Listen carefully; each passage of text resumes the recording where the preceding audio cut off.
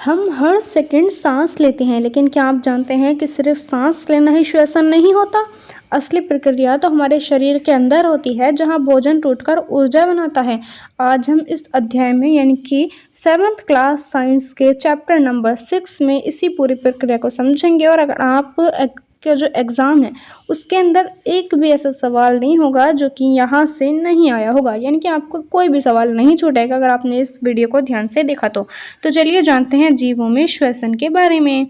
सबसे पहले तो सवाल आता है कि आखिर श्वसन क्या होता है। तो श्वसन की आवश्यकता क्यों है। सभी जीव सूक्ष्म कोशिकाओं से बने होते हैं, यानी कि हर वो जीव जो मतलब चल सकता है, इधर उधर घूम सकता है, यानी कि जितने भी जीव हैं सूक्ष्म कोशिकाओं से बने होते हैं। सूक्ष्म कोशिका कुछ इस टाइप की होती हैं और ये से जो है जैसे कि पत्ती हो या फिर जितनी भी चीज़ें हैं सब सूक्ष्म कोशिकाओं से बने हैं।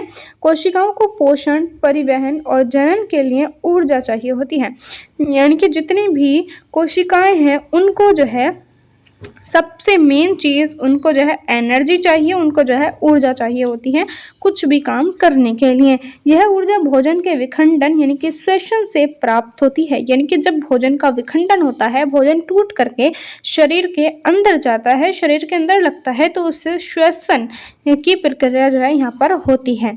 इसके अलावा श्वसन के कितने प्रकार हैं, तो इसके जो है 2 प्रकार की होती है। एक होती है वायवीय यानी कि एरोबिक, दूसरी होती है अवायवीय यानी कि एनारोबिक।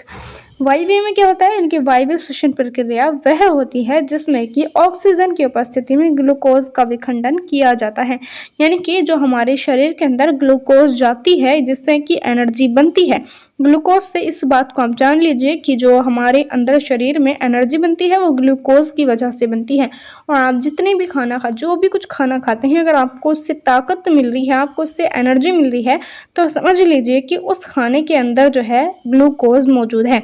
तो सबसे पहले 2 चीज़ होती है वो है, अगर आप उस ग्लूकोज का विखंडन यानी कि उस ग्लूकोज से जब ऑक्सीजन बन रही है या फिर उस ग्लूकोज को जब तोड़ा जा रहा है ना शरीर के अंदर, तो अगर वो ऑक्सीजन की उपस्थिति में ये प्रक्रिया हो रही है तो उसको वायवीय यानी कि एरोबिक बोला जाएगा। और अगर वह ऑक्सीजन की अनुपस्थिति में ऐसी प्रक्रिया होती है तो उसको अवायवीय यानी कि एनारोबिक बोला जाता है।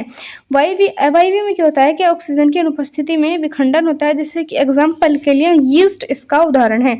इसके अलावा अगर हम देखें तो पेशियों में अवायवीय श्वसन होता है, यानी कि जितनी हमारी मांसपेशियां होती हैं उसके अंदर जो है अवायवीय श्वसन होता है। अवायवीय श्वसन कौन सा वाला, जिसमें कि ऑक्सीजन की उपस्थिति नहीं होती। तो इसका कारण क्या है, तो इसमें जो है इसका कारण यह है कि अत्यधिक व्यायाम के दौरान ऑक्सीजन की कमी हो जाती है, यानी कि जब हम बहुत ज़्यादा व्यायाम करने लग जाते हैं तो यहाँ पर जो है ऑक्सीजन की जो मांसपेशियाँ होती हैं तो उसमें जो ऑक्सीजन की कमी हो जाती है और इसी वजह से यहाँ की जो जो ग्लूकोज है यहाँ का जो टूटता है, यानी कि जो यहाँ पर प्रक्रिया होती है वो अवायवीय होती है। इसमें इसका प्रभाव क्या होता है कि पेशियां अवायवीय श्वसन करना शुरू कर देती हैं और इसका परिणाम निकलता है कि लैक्टिक अम्ल बनना, यानी कि इसके परिणाम की वजह से जो है यहाँ पर लैक्टिक अम्ल बनना शुरू हो जाता है जिससे ऐंठन होती है। यानी कि अगर आप देखेंगे तो अगर आपकी कोई ऐसे अगर आपकी जो बॉडी है वो बहुत ज़्यादा ऐसे ऐठी हुई सी है, यानी कि जिसको आप बोलते हैं कि बॉडी बनी हुई है, या फिर जो हाथ होते हैं इनकी जो आपके जो बॉयज़ होते हैं जितने भी जो एक्सरसाइज करके या फिर बॉडी वगैरह बनाते हैं और उनकी जो है बॉडी बहुत ज़्यादा मोटी मोटी सी हो जाती है, यानी कि बॉडी जो है वो बन जाती है। तो उसका क्या कारण है, तो उसका यही कारण है कि उनका बहुत ज़्यादा व्यायाम की वजह से उनको जो है सही से ऑक्सीजन नहीं मिल पाता है जो मांसपेशियां होती हैं, और मांसपेशियों में ऑक्सीजन की कमी की वजह से अवायवीय श्वसन होता है और फिर उसके अंदर लैक्टिक एसिड यानी कि जिसको लैक्टिक एसिड जो है वो बन जाता है और उस लैक्टिक एसिड के बनने की वजह से ऐंठन हो जाती है, जिसको कि आप बॉडी बनना बोलते हैं। ठीक है, यानी कि वो क्या है, एक प्रकार की लैक्टिक एसिड के बनने की वजह से ऐंठन का वो प्रकार है। ठीक है, ऐंठन को जो है बॉडी बनना यहाँ पर बोलते हैं। ठीक है, अगर हम देखें तो मानव श्वसन तंत्र यानी कि वायु मार्ग क्या है, जब हम ऑक्सीजन लेते हैं तो इसको ये जो है कई प्रकार से जो है यहाँ पर हमारे शरीर तक ऑक्सीजन पहुँच पाता है। सबसे पहले जो नथुने होते हैं इनकी नॉस्ट्रल्स, यहाँ से जो है जब हम सांस लेते हैं तो यहाँ से ऑक्सीजन अंदर जाता है। ऑक्सीजन जाने के बाद जो नासा गुहा होती है उसके अंदर ये पहुँचता है, उसके बाद श्वास नली में पहुँच जाता है, यानी कि यहाँ पर।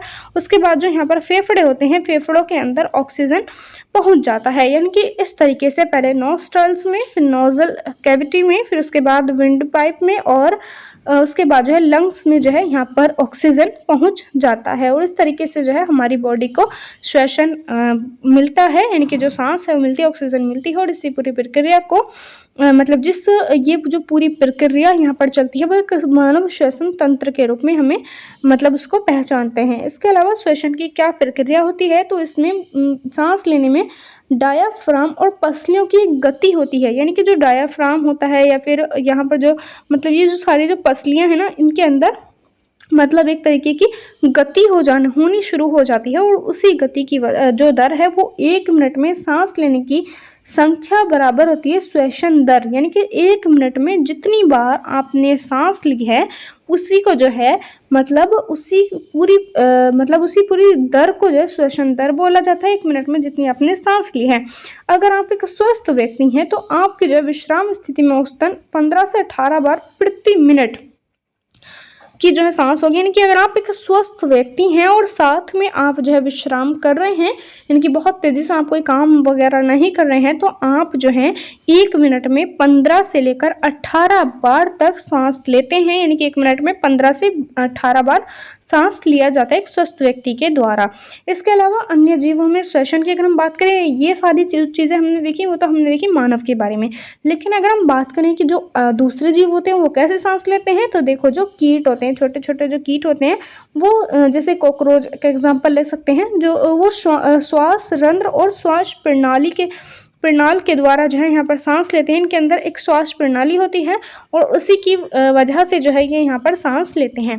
इसके अलावा जो केंचुआ होता है, केंचुआ जो है आर्द्र त्वचा की वजह से, इसके ऊपर ऐसी त्वचा होती है जो आर्द्र त्वचा होती है, उस आर्द्र त्वचा की वजह से ही जो है ये सांस ले पाता है। इसके अलावा मछलियों की बात करें तो इसमें जो है एक क्लोम या फिर गिल होता है, यानी कि जो मछलियाँ होती हैं वो अपने क्लोम या फिर जो गिल की वजह से मतलब सांस ले पाती हैं, जल में घुली ऑक्सीजन को जो है वो अपने अंदर ले पाती हैं और इसी से अपना सांस जो है लेती हैं। इसी की वजह से इनकी श्वसन प्रक्रिया चलती है। इसके अलावा अगर हम देखें तो पादपों यानी कि पौधों में श्वसन किस प्रकार होता है, तो पौधे जो होते हैं उनकी पत्तियाँ जो होती हैं गैसों के विनियमन के लिए छोटे छिद्र होते हैं, यानी कि जितनी भी अगर आप पत्तियाँ देखेंगे तो इसमें जो है ऑक्सीजन लेने के लिए वो छोटे ऐसे करके रंध्र होंगे, छिद्र होंगे, जिनको कि स्ट्रोमेटा कहा जाता है। और इसी रंध्र की वजह से जो ऑक्सीजन ले पाते हैं।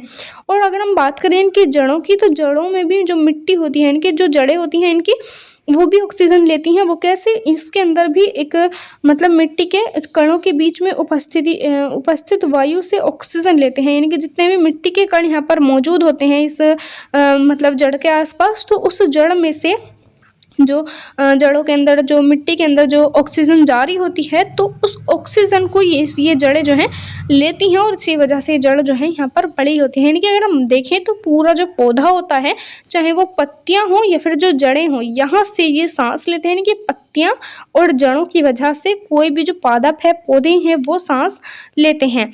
इसके अलावा हम देखते हैं कुछ जो बहुत ज़्यादा मोस्ट इम्पोर्टेंट क्वेश्चन है जो आपके एग्जाम में डायरेक्टली पूछे जा सकते हैं।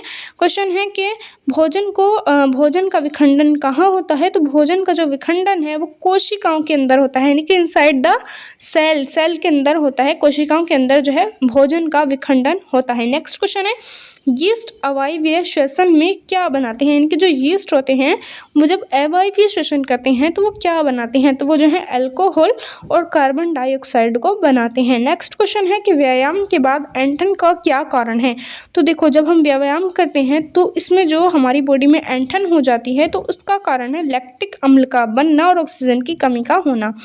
ठीक है।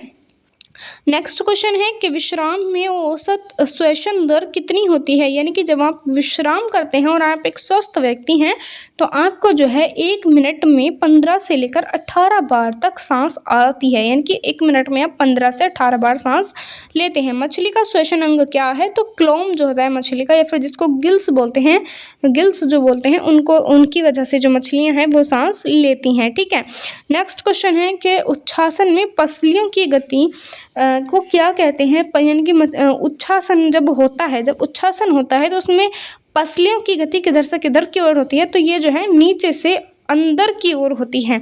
ठीक है, नीचे से अंदर की ओर जो है इनकी गति होती है। नेक्स्ट क्वेश्चन है, कीटों में वायु प्रवेश के छिद्र को क्या कहते हैं? यानी कि जो कीट होते हैं जिनके अंदर जो छोटे छोटे छिद्र होते हैं जिनके अंदर से वायु प्रवेश करती है, तो उसको क्या बोलते हैं?